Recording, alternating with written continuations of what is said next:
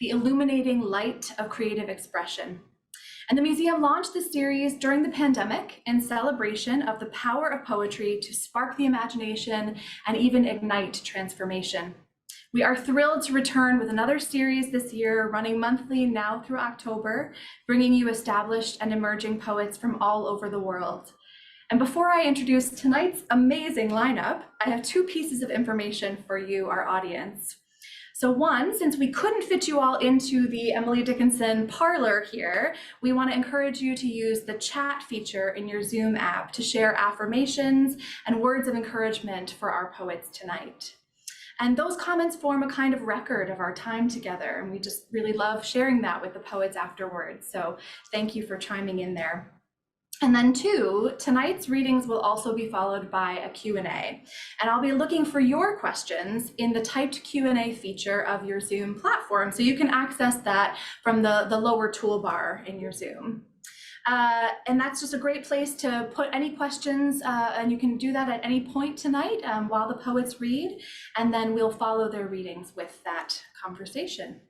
So now it is my great pleasure to introduce tonight's poets who are joining me here in Emily Dickinson's parlor in Amherst, Massachusetts. And you're going to be seeing links to their websites in the chat as we go. So first we're going to hear from Joseph Fritsch, who is a poet and critic, and his work has appeared in the Brooklyn Rail, Public Books, and Post 45, and he received his doctorate from Emory University and is currently pursuing an MFA in poetry right here in Amherst at the University of Massachusetts. We're very lucky to have Joseph here in the Valley in Emily Dickinson's home. Next up, we're going to hear from Yanyi, the author of Dream of the Divided Field, which came out just last year, and The Year of Blue Water, which came out in 2019 and was winner of the 2018 Yale Series of Younger Poets Prize. Yanyi's work has been featured in or at NPR's All Things Considered, New York Public Library, New England Review, Granta, and A Public Space. Most recently, he's the recipient of a 2023 Vermont Arts Council grant and a 2022 TEN Foundation Award, and he teaches creative writing at large. Come move to the Valley. Be at large in the Valley. We're just going to draw all the poets here slowly but surely. And lastly, we'll hear from Vuong, who is the author of the New York Times best-selling poetry collection, Time is a Mother, which came out last year, and the New York Times best-selling novel, On Earth We're Briefly Gorgeous, which came out in 2019 and has been translated into 37 languages. Ocean is a recipient of a 2019 MacArthur Genius Grant. He is also the author of the critically acclaimed poetry collection, Night Sky with Exit Wounds, a New York Times Top 10 book of 2016, and winner of the T.S. Eliot Prize, the Whiting Award, the Tom Gunn Award, and the Forward Prize for Best First Collection. A Ruth Lilly Fellow from the Poetry Foundation, Ocean's honors include fellowships from the Lannan Foundation, the Civitella Ranieri Foundation, the Elizabeth George Foundation, the Academy of American Poets, and the Pushcart Prize. Ocean was also a headliner for us at the Emily Dickinson Museum's 2018 Tell It Slant Poetry Festival, an event that we remember so well, so we're really glad you're back with us tonight. So now I'm going to, without further ado, turn it over to Joe for our first set of readings. Thank you. Thank you, Brooke. I'd like to thank everyone here at the Dickinson House for making this possible, for the work of memorializing, preserving, I think is a word that might be used for institutions like this, but it's much more active than that, the work that goes into maintaining and honoring cultural spaces like this one. So thank you all, from interns and volunteers to staff to the board here. And then I'd also like to thank my two fellow readers, Ocean and Yanyi. I think often when I think of the two of you, of the Emily Dickinson quote, the soul selects her own society. And I feel very lucky to have selected this society. And we've known each other for so long now. I mean, thankfully the portrait artist was there at the very beginning, as you can see behind me. I'm gonna read 3 poems. And the first one is inspired by true events that transpired here more than half a century back in the Pioneer Valley. I owe much to the artist and printmaker and farmer Nina Sophia Swart for relating this tale, and I'm going to tell it to you the way that I heard it. Farmland folklore. It began with women in a church Friday morning. It was so late in the season. The grasses in one field were people talking. Her neighbors listened. The 3 names of her 3 children hid behind each plot point. In bed, fields, Vuong. Good weather, husband, almost. Cannot grasses, drinks. Not that I was there, but like today, dignity and poetry don't shoot straight, and they knew it, listening all their lives to the poems, curious, compassionate shapes they planned on Monday, next Wednesday, if not Monday, until one voice laid the smackdown with the only question I seem to give a damn about anymore. Why not today? I wasn't alive. A boy was. August, whatever, 1950, I'm going with him. How he went with his old man when a truck pulled up and a near relative said, "Get in." The sky, a split yam we drove into, found 3/4 of the town bivouacked. Were there ever more crises than there were solutions?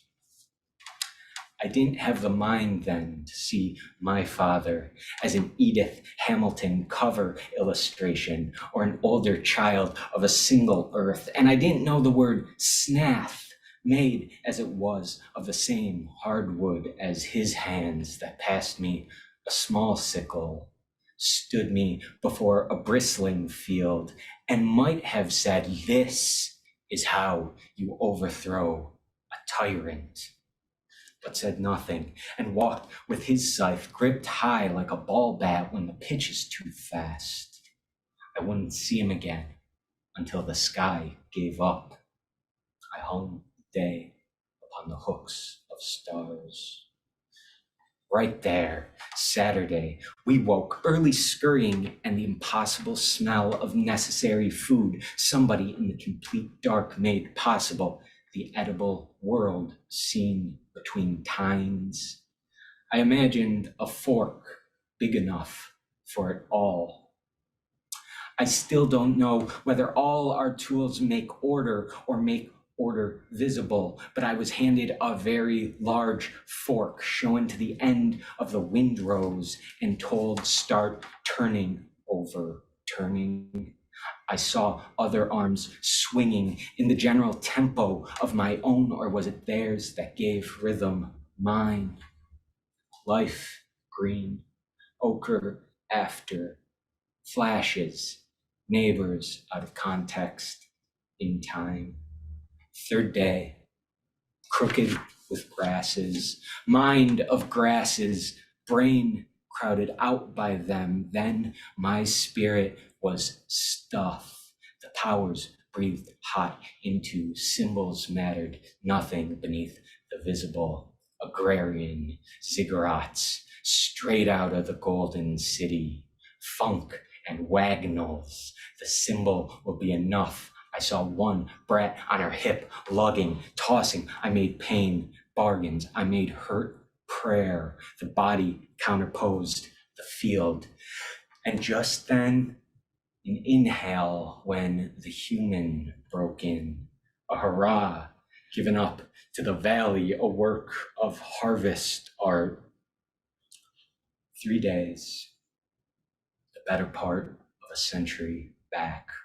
A whole town's triumph over ruin, over the lousy distribution of the real. Yes, in answer to a desperate request before it got worse, when around goes everything like glasses of something sweet, wreathed laughter in Faladay field, wealth of a good fire light under August sky. Damn it, why not today? Because once I was there, one weekend, 12,000 bales of hay. 12,000 bales of hay. Who am I to say otherwise? You know, farmland folklore. I don't know. I don't know how many bales of hay you can make in a weekend when everyone shows up. All right, this next poem began as a inside joke between myself and my friend, the poet Joan Kate, and it got carried away, like everything seems to with me. And it's a bit of a throwback, a bit of a pop culture reference to a time of afternoon television. So.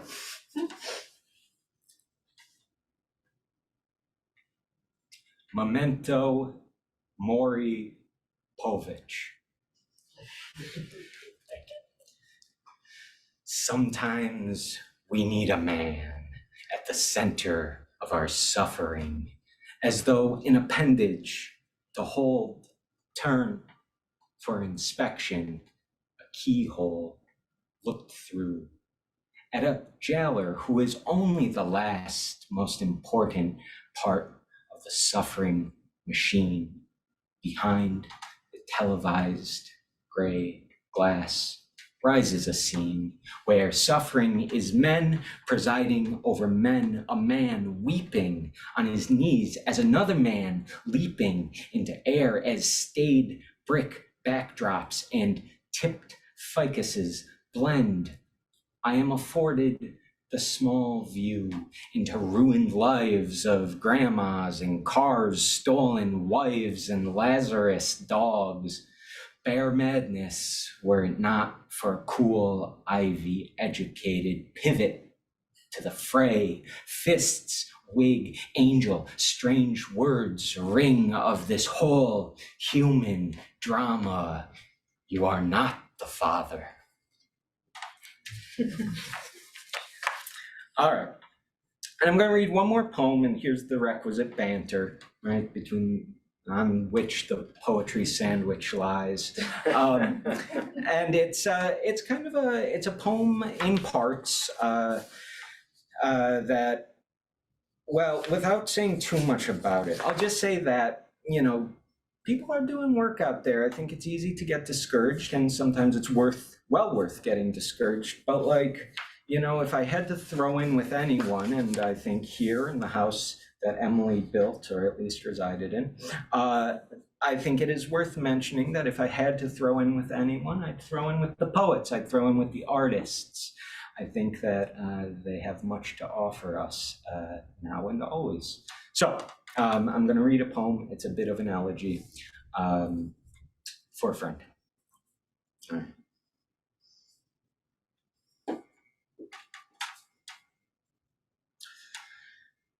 For the disappeared.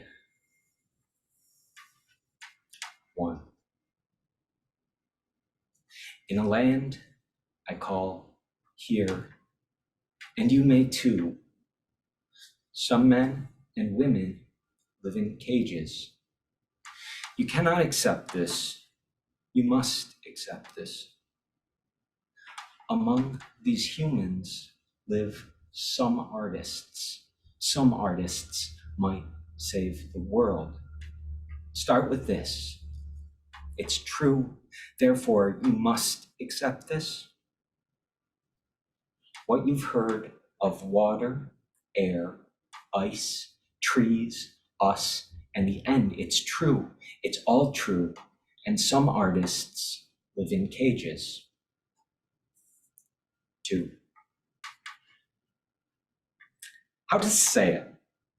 Lobtail, that thing whales do when they bring down the flukes on the surface. I was lobtailed, standing in a gallery in the ATL, not expecting much, finding 3 articles of clothing: flotation collar, pink and purple, puffer shorts, flotation collar, backpack.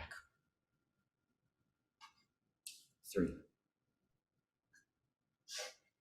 You look out your window and see another country's fires and laugh and wheeze. I thought there'd be zombies. I'm not trying to save the world, but I will not die ugly. I'll stay up just a minute longer than they who keep trying to drown me. 4.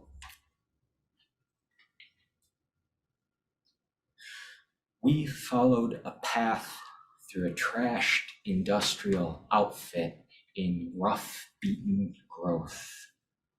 We heard the shore drawing nearer and concluded every man-made noise contains the sound of the shore drawing nearer.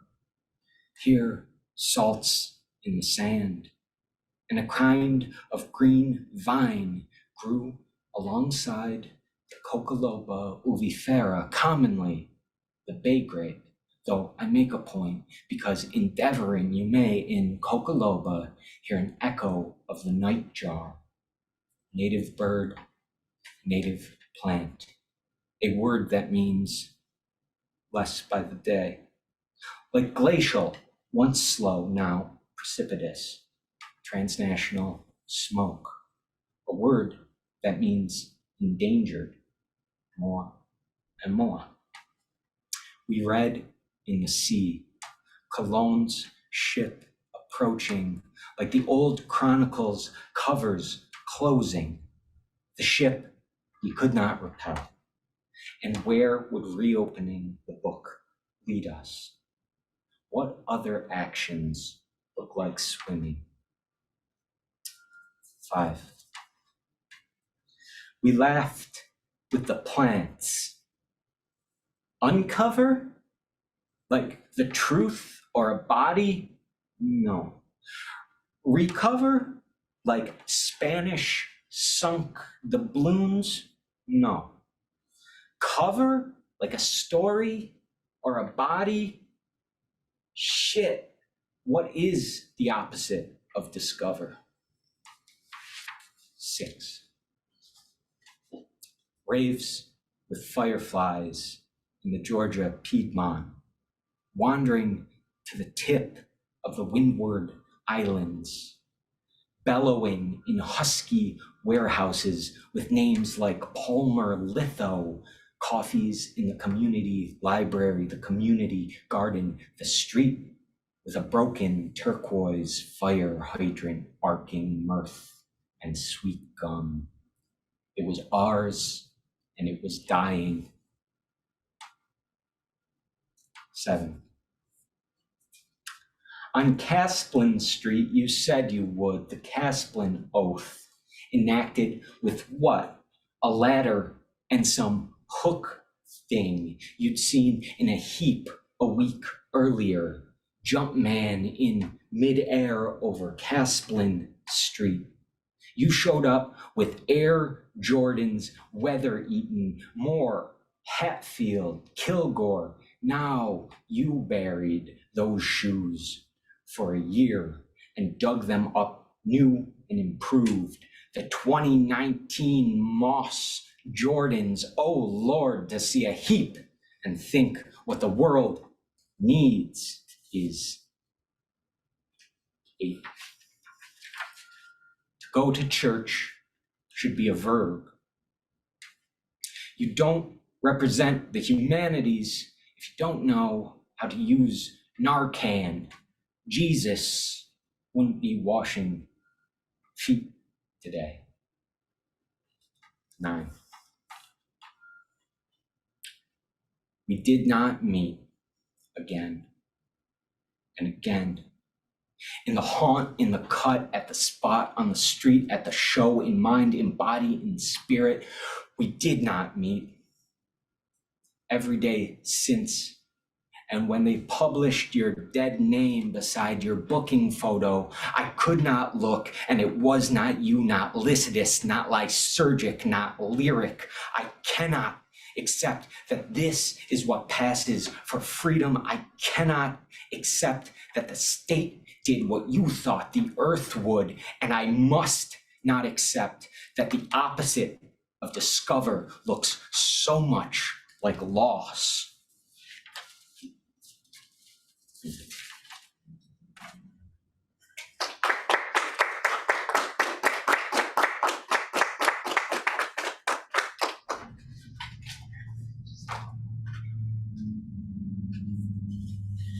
Hi, thank you so much for having me. I'm just gonna start.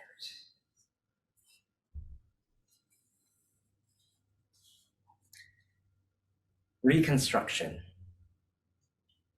Do not grow flowers in the valley of my breasts. Slip the muck until it learns to lick and multiply. Chew each root to the last sinew, still mangled and attached to me. In a spew of yellow pus, I am crowned with my wound. No, I am not so generous.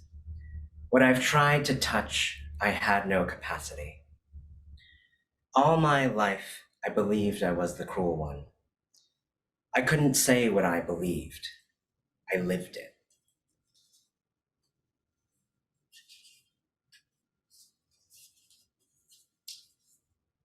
I was gonna set a timer.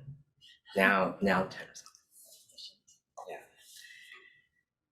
Dream in which I try to disappear in front of my aunt, or interrogation.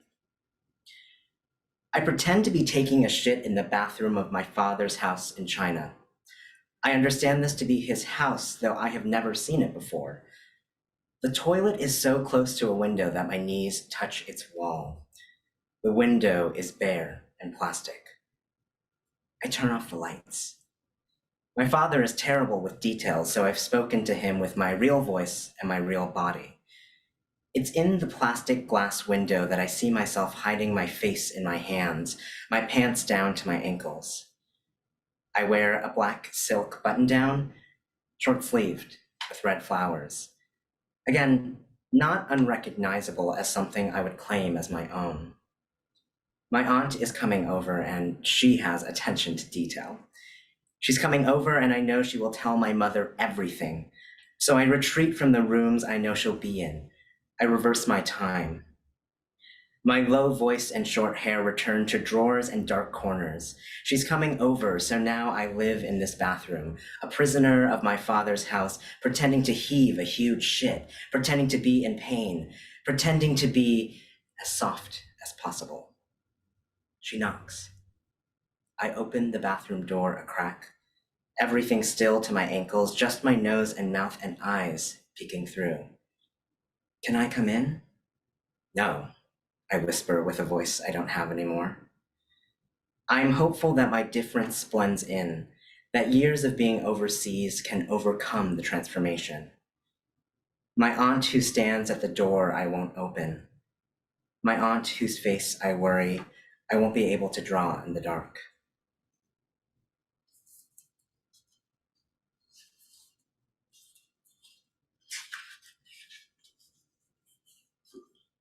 Flight. Once, you dove through ice to prove what you do for your family. What would I do for my family? What I ask from disappearance is that I don't have to do it again.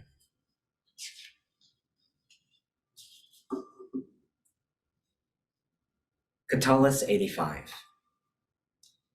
And I can make it more complicated. I can make it more about how I loved you.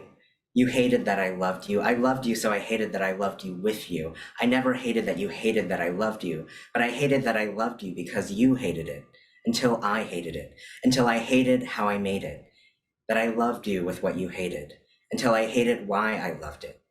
Not you, but all of it. Always do a time check.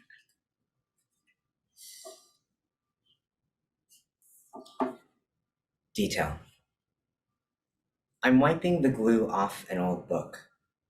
A fact so small, who knows if I would have told it to you. Afterward, there continue these accumulations.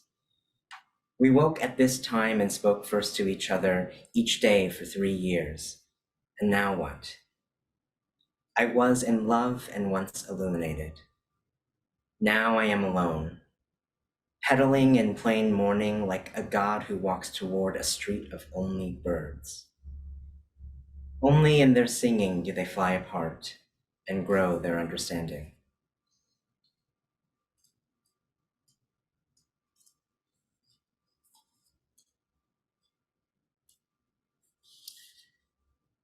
Leaving the house.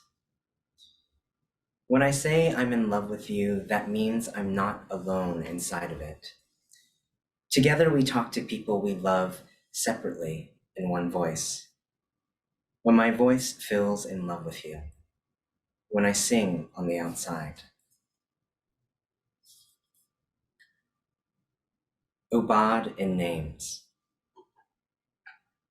Bright one and dear one, my blue after storms, my ocean of long hums, my wandering door, my this one, my gone one, my lingering form, my light one, my long one, my morning of morn.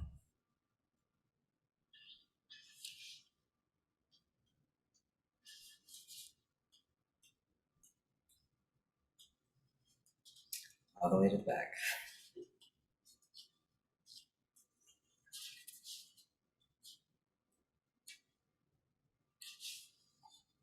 Deconstruction. If it was you I loved, then I merely imagined a dream with no borders. I imagined the black birds, sleek and heavy in the rain. The train in the distance, orange and smoking, disguised the ricketing horizon. I imagined the day. I imagined the night, too. White ships passing for delivery trucks, breathing heavy in the peat. Of our stillness, I imagined our dreaming, then waking in the middle of the night, you whispering your dream of a man laughing, and men laughing on the sidewalk outside. When I touched your face, it was a shadow, for I even imagined the darkness we received at night, your nightly fear of disappearing, a shadow's fear of disappearing too.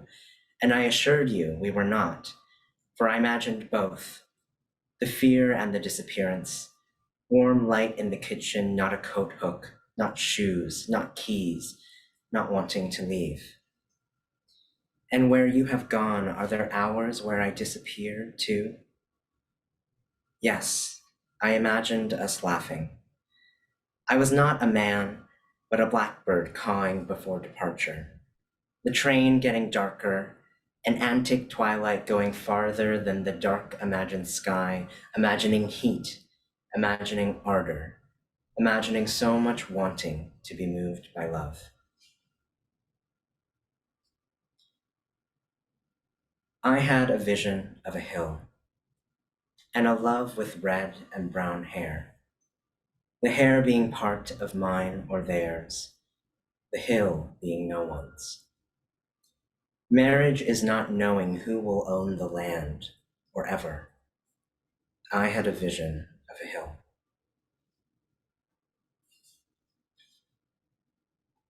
Garden sketch.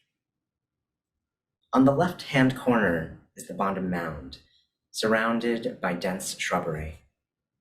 Over the mound to the right is the beginning of the land, which stretches further than itself in an ecstatic flailing. The land is cornered by only what is necessary, its bare back. It goes on and on to the middle, which only what we have been able to recreate here in this space. Peel the corners, there is laughing, but no people.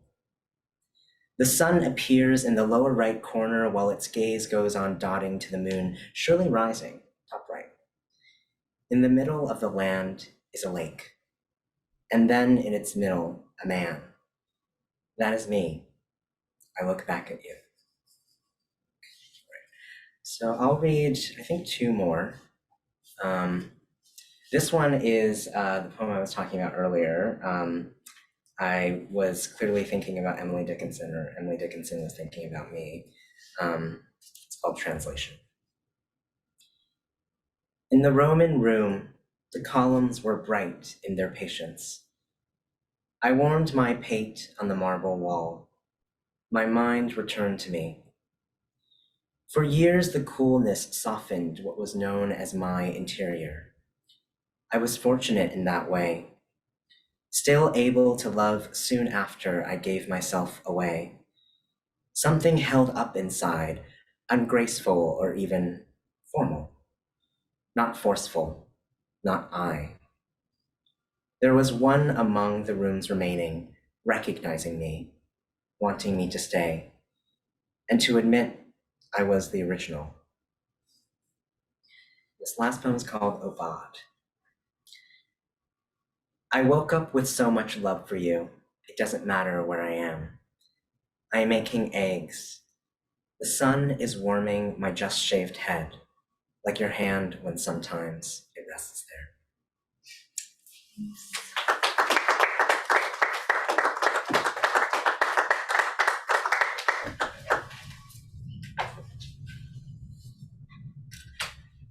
All right.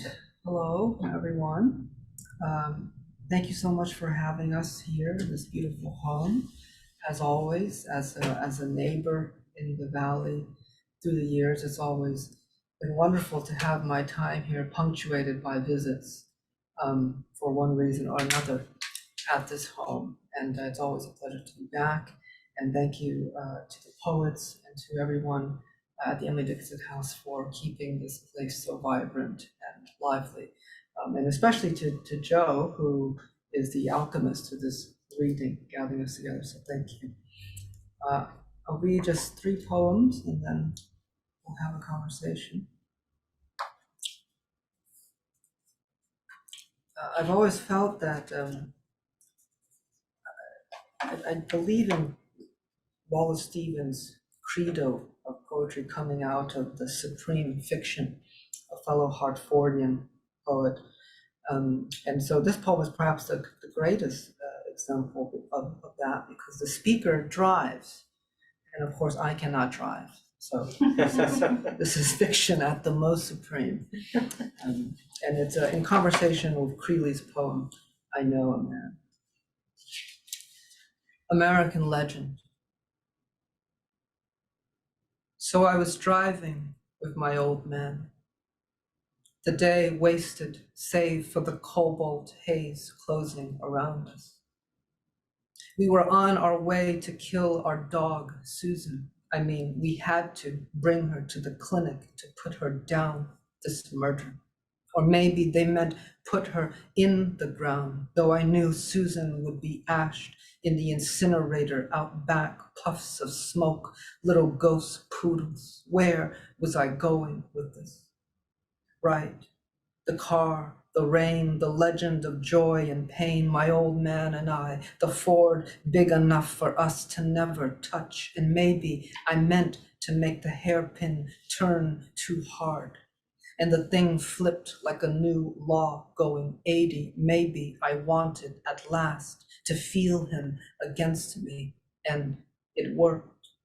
As the colors spun through the windshield, wild metal clanking our shoulders, the sudden wetness warm everywhere. He slammed into me and we hugged for the first time in decades. It was perfect and wrong, like money on fire. The skin around his neck so soft, his aftershave somehow summer. It lasted not a second, but he was smiling, his teeth already half gone, as if someone wiped them away to make room for something true. Put it down on the page, son, he said one night after telling me why he did what he did with his life, shit-faced on Hennessy. We were sitting at the kitchen table before his shift at the sock factory, his eyes raindrops in a nightmare. I touched him, then let go. The car stopped rolling. We hung upside down as things dripped, steam or breath. I did what any boy would do after getting exactly what he wanted. I kissed my father. He grinned, I think, his pupils elsewhere. I reached back, unlatched the cage. The dog stepped out, sniffed my old man, still warm, then ran into the trees, into her second future. I walked from the wreck until the yards became years, the dirt road a city, until my face became this face, and the rain washed the gasoline clean from my fingers. I found a payphone in the heart of the poem and called you collect to say all this, knowing it won't make a difference, only more. So hello, hi. The blood inside my hands is now inside the world. Words the prophets tell us, destroy nothing they can't rebuild. I did it to hold my father, to free my dog. It's an old story, mother. Anyone can tell it.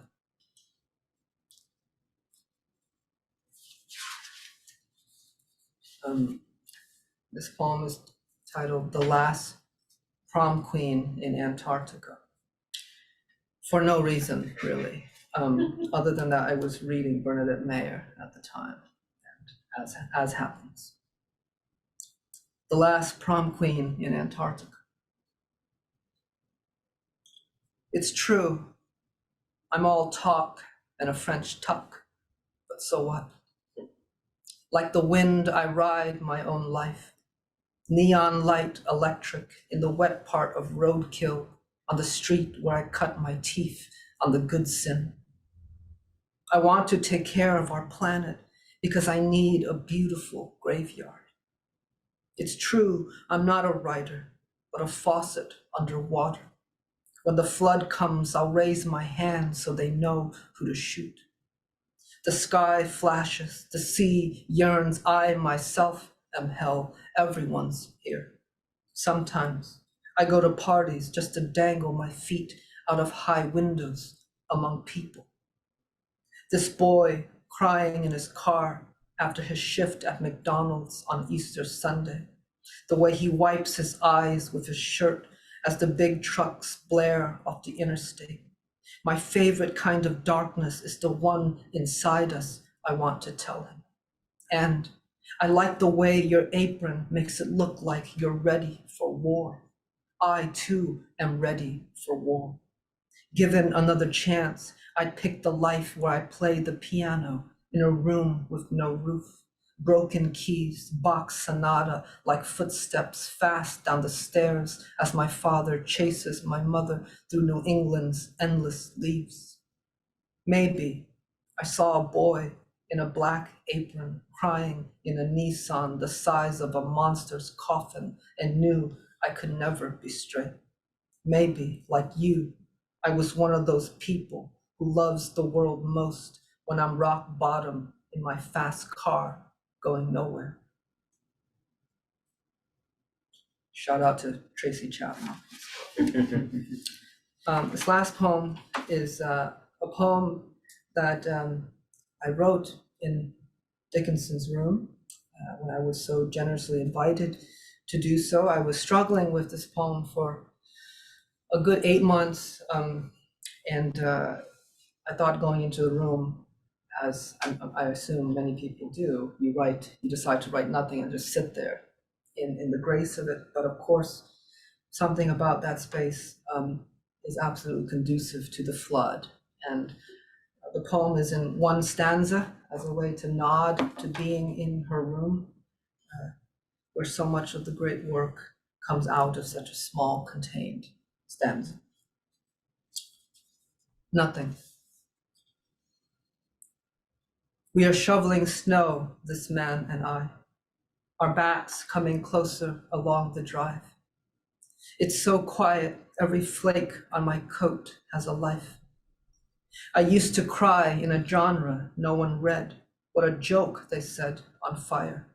There's no money in it, son, they shouted, smoke from their mouths. But ghosts say funny things when they're family. This man and I, we take what will vanish anyway and move it aside, making space. There's so much room in a person, there should be more of us in here. Oh, traveler, who is inches away but never here? Are you warm where you are? Are you where you are? Something must come of this. In one of the rooms in the house the man and I share, a loaf of rye is rising out of itself, growing lighter as it takes up more of the world. In humans, we call this aging. In bread, we call it proof. We're in our 30s now, and I rolled the dough just an hour ago, pushing my glasses up my nose with a flour-dusted palm as I reread the hand-scrawled recipe given me by the man's grandmother, the one who, fleeing Stalin, bought a ticket from Vilnius to Dresden without thinking it would stop. It so happened in Auschwitz. It was a town, after all, where she and her brother were asked to get off by soldiers who whispered, keep moving, like boys leading horses through wheat fields in the night. How she passed the huddled coats, how some were herded down barbed wire lanes, the smoke from our mouths rising as the man and I bend and lift in silence, the morning clear as one inside a snow globe. How can we know, with a house full of bread, that it's hunger, not people, that survives? He pours a bag of salt over the pavement. From where I'm standing, it looks like light is spilling out of him, like the dusty sun ray that found his grandmother's hands as she got back on the train, her brother at her side, smoke from the engine blown across the faces outside, which soon fall back to pine forests, washed pastures, empty houses with full rooms. The man clutches his stomach as if shot, the light flooding out of him, I mean you, because something must come of this. When the guard asked your grandmother if she was Jewish, she shook her head, half lying, then took from her bag a roll baked the night before, tucked it in the guard's chest pocket. She didn't look back as the train carried her, newly 20, toward where I now stand on a Sunday in Florence, Massachusetts, squinting at her faded scrawl. Sift flour, then beat eggs until happy yellow. The train will reach Dresden before the sky is filled with fire bombers, more smoke, a bullet or shrapnel failing to find her, the brother at last under rubble, his name everywhere around her, like the snow falling on your face 40 years later on December 2nd, 1984, while your mother carries you alive only 3 hours, the few steps to the minivan, where your grandmother, 60 now, crowns your head with her brother's name. Peter, she says. Peter, as if the dead could be called back into new, stunned bones. The snow has started up again, whitening the path as though nothing happened. Oh, to live like a bullet, to touch people with such intention, to be born going one way toward everything alive, to walk into the world you never asked for and choose a place where your wanting ends. Which part of war do we owe such knowledge? It's warm in this house where we will die, you and I. Let the stanza be one room then. Let it be big enough for everyone, even the ghosts rising now from this bread we tear open to see what we've made of each other. I know we've been growing further apart, unhappy but half full. That clearing snow and baking bread will not fix this. I know too, as I reach across the table to brush the leftover ice from your beard, that it's already water. It's nothing, you say, laughing for the first time in weeks. It's really nothing. And I believe you. I shouldn't, but I do.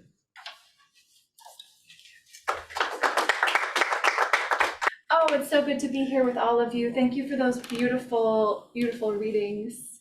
Thank you. It just feels so right to hear poetry in Emily Dickinson's parlor. Yeah. It's Newly renovated. newly renovated parlor, and what Can people see the carpet? they can't. Actually, they can. People Okay. can see the carpet. What a Nice. There it is. Oh, there it is. The true star of the show. Yeah. Yeah, it's, you know, it's a good carpet to read poetry on, that's for Yeah. sure. And thank you to everybody who's putting questions in the chat. We have so many good ones here, and we inevitably will not be able to get to all of them, but we're gonna do our darndest to get to some of these. I am gonna start us off because Ocean just read a poem that you wrote in the bedroom, in Emily Dickinson's bedroom. So you've brought us to Emily Dickinson again, and I can't help but ask about her. Plus, in our pre-show meeting, when I asked these poets, what would you hope that might come up when we have our conversation? You sort of said, well, Emily Dickinson. So here we are. So something that you also said in our pre-show was, I asked you what you thought united you as poets reading in this group tonight. And you told me that you each care deeply about where poetry comes from globally, and that you think archivally about that particularly about the modernist tradition that you are working in or working out of which Emily Dickinson is either a progenitor or a matriarch, depending on where you stand on that. So how does Emily Dickinson fit into your personal literary history, your poetic archive, your life of the mind? Okay, the eyes are on me, so I'm starting. Emily Dickinson has just been in the water, I think, for my influences in life. The late poet Saskia Hamilton was one of my first poetry teachers. I remember learning after great pain, formal feeling comes, in her class. I remember having to analyze it, and it's followed me for basically the 10 years since. Emily Dickinson keeps showing up in the poets I like, I just keep finding out that, like, oh, you had an Emily Dickinson thing, you get a car, and you get a car. So I keep encountering her and encountering kind of the ideas that she brought to us in her poems, and obviously, like, in even the archival aspect of the way that she was published, the many editorial kind of decisions and changes that have happened, I think very much are part of, for me, what I've been interested in my own research, archival work in other poets. So I think there's so much around the scholarship for her and her own writing that has kind of filtered down to what I am doing now. So she's unavoidable. I guess we can go in order. Here, I would say that the thing that continues to surprise me about Emily Dickinson, and thinking of the archive, thinking of a long history and tradition of reading, right? One thing you kind of develop is a sense of when or where something might have been written, right? You kind of pick up on the tropes, you pick up on the idioms. And it leads to a kind of awareness of the conditions of sayability, right? When something might have been possible to say, and when it might have been impossible to say, right? We can think historically of the idea of us all reading in Emily Dickinson's house being in some ways unimaginable 150 years ago. But with Emily Dickinson, I am eternally struck by the defiance of the limitations on what is sayable. I think I come to these poems over and over again, and from the twists of language, the incorporations of registers, the sort of ghostly forms that she moves with, I'm just struck by, this is an impossible thing. This should be impossible. This should be unsayable. And if that's anything to me, it's a history of freedom and liberation that I'm very interested in terms of the work of art proper. Yeah, I grew up in New England, and so Dickinson and poetry was synonymous to me. And I recited her poems as a child. And I think what was so so profound about her work and the legacy of her work and how it traffics through particularly American culture is that it's both a provocation and an invitation at once. The children can recite it and get absolute pleasure and meaning, and yet, learned scholars and academics can still pour over, for example, most of the work, but even the master letters and her letters to her correspondence, and still, entire PhDs are still being founded on her work. And I think that is actually a great act of generosity. And the legacy of that as it functions in American letters is absolutely foundation. And it's interesting that we give this gendered patrilineal moniker to Whitman as the great grandfather, but we think of nothing in that terms when we think of Dickinson. But surely I think her influence is just as profound, if not more so, for me. And a lot of that has to do with the decision, as Joe says, of defiance, but also alterity. Like how one person can say no so often, so robustly, in order to say yes to herself for a vision that she was so steadfast on. And she was writing at a time where the country was literally tearing itself apart in order to decide how it will function as a republic. And that seems to be a circumstance, but also an obligation that is recycled and repeated for poets in this country, certainly in our current moment, but also globally. Mm-hmm. Yeah, she's the ghost that Joseph was just sort of calling up. I was hearing in the poem that you read, that final poem. What was it like to read a poem that you wrote back here, so some years later? So it's actually it's very, there's a dynamism at work here, because I composed it upstairs, and then I go downstairs to read it, and then send it back up vertical motion to the ether. It feels kind of like one of her poems, actually, like that what you do when you reach the top is to go right back down. So there's a cyclical event.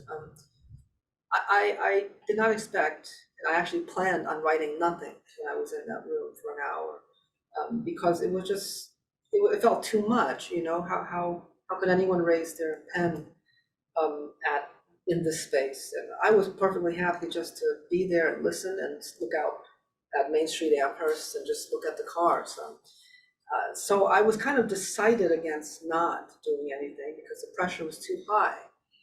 But something very strange happens in that room. Maybe it's the acoustics, maybe it's just whatever's there. But the language just starts to come. I can't describe it. And I felt that a few times, as poets, we've all had those gifted moments where we're like, all right, I'm called upon, it's landing in my lap. But those are very rare, and they're certainly, I wouldn't call them praxis for anyone. But that day, after 15 minutes of twiddling my thumbs, it started happening, and I just looked up and I just said, thank you, Emily. Here we go, I'm doing it. So I guess I'll say it again. Thank you, Emily. I'm so glad you read that poem. This question from Gemma is such a great one. You were just talking about the ways in which Dickinson is writing for herself, and Gemma is wondering how you all separate writing for others versus writing to feel or express for yourself. And one of my sort of preparation questions, I pulled a quote from you, Yanyi, which I think might speak to this a little bit, so I'm just going to loop it into Gemma's question. You were responding to a poet who had written to you, basically sharing their difficulty in writing from their Chinese American identity. And this was in the reading in your newsletter, which everybody should sign up for. And you wrote, for you and I who have been oppressed, you must let go of the myth that writing is what you know. We cannot write what we know. We must write what we want. Every day there are people across disciplines working on how to dismantle racism, but there's no one working on what it means for you to write from a liberated and fulfilled life. So this question of Gemma's, are you writing for yourself? Are you writing for others? How's that going? And this is for all of you. Answer the question for me. Yeah, I think we can go home. You always forget what you write. And yeah. So are you writing for yourselves these days? Are you writing what you want? I mean, you have to start us off. You open this vista I'm and drag you to now. Gemma too. Thanks, Gemma. I think that for me, there is a private practice that is absolutely necessary for actual poems to come. You can't write for the public. I mean, obviously there are occasional poems and stuff like that, but in the terms of what I am trying to do with my work, and something that I really love, I think, about the lineage of poets who really come at or with Emily Dickinson, is that there is a level of distance or mystery around the poetry that one writes for themselves and the poetry that ends up into the world. That piece of liberation that I think I was talking about in that letter exists for me, like every time I actually have the time and space to say nothing, basically. And that feels like real liberation for me. And I'm very much trying to find it in the moment, or the moment of history that we're in right now. And it is a practice that you have to cultivate. And then you edit and you offer it to the world, but it's always an offering. Whereas writing, the private practice is an offering one makes to himself first. Yeah. And I think pushing for space, creating that space through one's work is something that you both do phenomenally. And, I like to turn a phrase, which is when all you have is language, nothing looks like a poem, right? Like it is such a obscure and private and personal thing to go towards, to choose. This is something that we can put language to 1,000,001 ends that are not poems. So that, I think that spark, that inspiration has to come from some sort of personally held belief that it is the tool for the job. It's the only thing that's going to do it. And that practice of saying, okay, I'm going to sit with my tools, I'm going to refine them, I'm going to put them to work, it has to be, I think, first from a deep personal place. And then, of course, the more you read, the more you meet people, the more you imagine, the more you try to find a home and do honor to that impulse, to say there's something good and necessary there, the more you start to find your audience, your public, your community, whatever word you want to use, and however you imagine your home circulating. By the way, I must say, I've known Joe 15 years now, and as a 19th centuryist, I've miffed that he beat me to it to use bivouac so well. I've yet to be able to. Can you spell and define? David, spelling might be tough. What has Microsoft done to us with our word processors? But it's to be sort of encamped. It's traditionally a military term to sort of set up camp, to be surrounded, sort of stationed temporarily. Bivouack. Yeah. It's a very Civil War, Napoleonic War era kind of. But yeah, so I was kudos. For all of our viewers, your homework is to take that word and use it in a sentence sometime this weekend. I'm gonna use ask me before you do. So. Okay, all right, the gauntlet. But I agree. I think for me, the greatest respect I can give to any reader is to ignore them. And I do mean that. I don't mean to be coy or to be, glib about that. I think, and in a way, that's taking up Dickinson's model. is that language will be found because it's a communal technology. If language is not communal, if one other person doesn't understand it, it's a code, it's no longer a language. So the fact that we're working in language, I feel like that will open up whatever interiority or meaningful experience for any reader. And to prescribe a reader or to assume a type of reader only reduces the liberating agency that the blank page allows, and creates a kind of reductive replication of what culture, what we presume culture wants of us. And then we literally lose ourselves as we create. And I personally, I just think at that point, what's the point? And so for me, curiosity and the idea of questing is the central goal, is to see where will this take me? And I hope that wherever it takes me, if it's surprising to me, it will be surprising or interesting to someone else.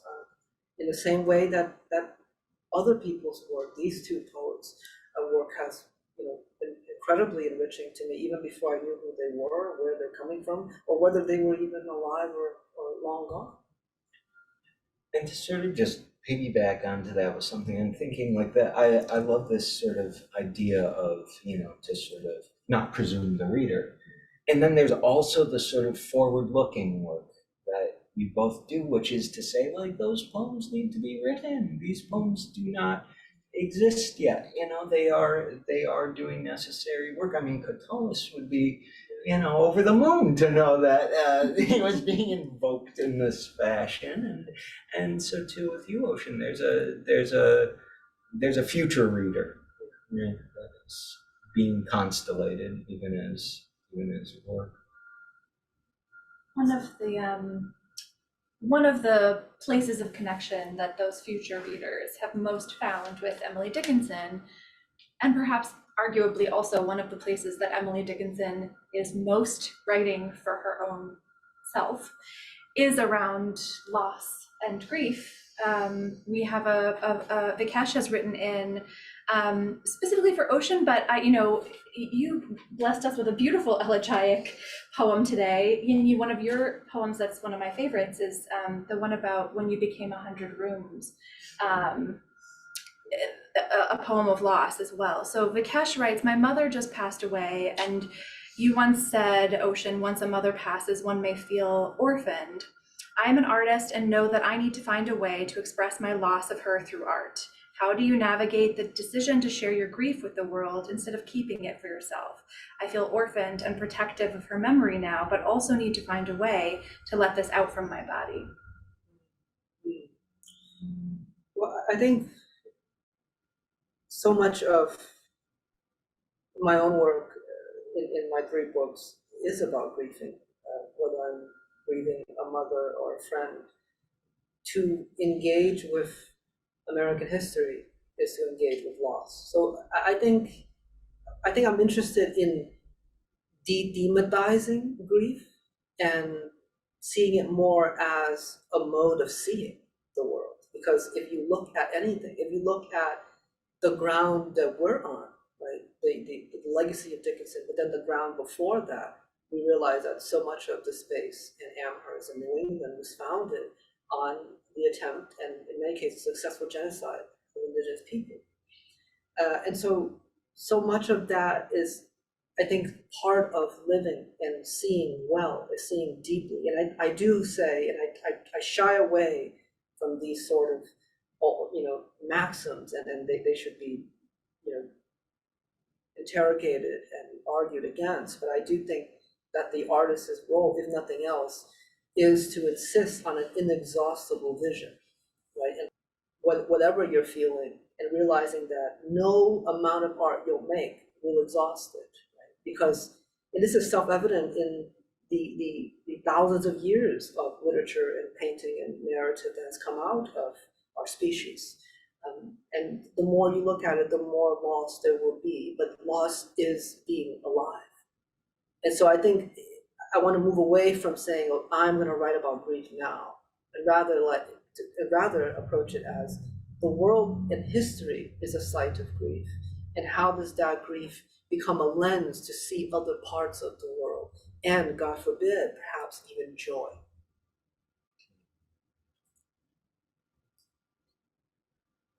I would say, you know, in writing this poem that I shared, For the Disappeared, I think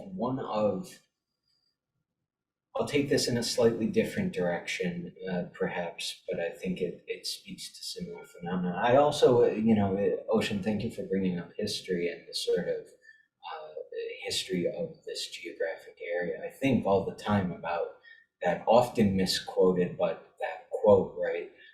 If I feel physically like the top of my head has been taken off, you know, what's the metaphor there? It's not a guillotine, the top of my head, right? It's a deeply historically written line. But that's a digression from, or maybe it's not. One thing I noticed really early, and I was flummoxed by when I was during the reign of Bush II, was the sort of rapidity with which our culture moves on from something that is ongoing without so much. I don't even know what to call it. It's probably not a taboo, but it's some sort of distaste. Right, as soon as the unconstitutional war in Iraq began, it was impossible to talk about. No one wanted to hear it, and you'll get the same reaction, you know, from things like the pandemic. And it also manifests in spaces. If you've ever served as a juror for a contest or on an editorial board, you'll get these kind of imperious moratoria placed on certain ideas. I remember the first one I heard someone said, I can no longer read a poem about the body. Mm-hmm. And I said to myself, my God, you just got rid of quite a bit of poetry there. And you'll hear it all the time. No poems about the pandemic. I don't want to hear it. And I just want to, you know, put a pin there and say, like, if not the body, if not the pandemic, if not the loss, that things that we can't publicly grieve, then what, you know, then what? And I think that making that space and clearing it in a discourse that is dead set at moving on to the next thing before the previous one has even concluded is, again, something poetry can and I would argue may well do.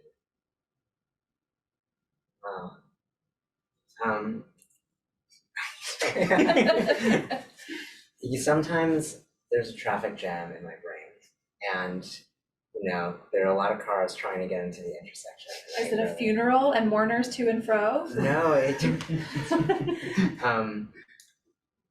guess I had a thought that I wanted to share with I forgot the person's name. Vikesh. This line from a Linda Gregg poem kept coming to me. I forget which poem, what the name of the poem is, but the line, I don't know why I was so struck. I do know why I was so struck by it. It's like, it's just, I miss you. I'll tell you more when I am stronger. Mm-hmm. And Vikesh, I think, asked about just how do I release this from my body? And I think, like, the thing that I would say to that is allowing oneself to, like, someone's calling me, but why? I'm at the Emily Dickinson house. Is to actually allow yourself to say it simply and not actually say anything with any artistry whatsoever. That the thing that you need to say is, I miss you and I'll tell you more when it's wrong. And I think the idea of really seeing someone includes talking about them and talking about those memories of that person and not being afraid of the ugly sides of who they were, and also being able to, you know, Saskia was not my mother, but you know, I really moved through a lot of grief through writing about her and about specifically my memories of her, and you know, that portrait that you would paint, if I knew how to oil paint well, basically. Thank you for those reflections, and thank you, Vikesh, for the question. I think that we are going to have to end our time together, though I wish it could go on. This has been just so enjoyable to talk with you all and to hear you talk with each other and to share your work tonight. And thank you so much to all of you who have put so many excellent questions in the Q&A. We will share your questions and your chat with these poets for their own reflection and edification after tonight. So this concludes our evening of Phosphorescence Poetry Reading, and I want to thank each of the poets with us tonight. We heard from Joseph Fritsch, Yanyi, and Ocean Vuong. I want to thank them for being here and for sharing their work with all of us. Go online, find their work, buy their books, learn more about them, follow them. And thanks to each of you for tuning in from home. We're so glad you could be with us, and we look forward to being with you again in July when our Phosphorescence program will be bringing you Rebecca Pelkey, Lisbeth White, and Carolina Hachandani. So to register for that and other programs, or to learn more about the Emily Dickinson Museum, or to make a donation in support of free programs like this one, which we hope you will, visit us at emilydickinsonmuseum.org. Thank you so much, everybody, and good night. Thank you, poets.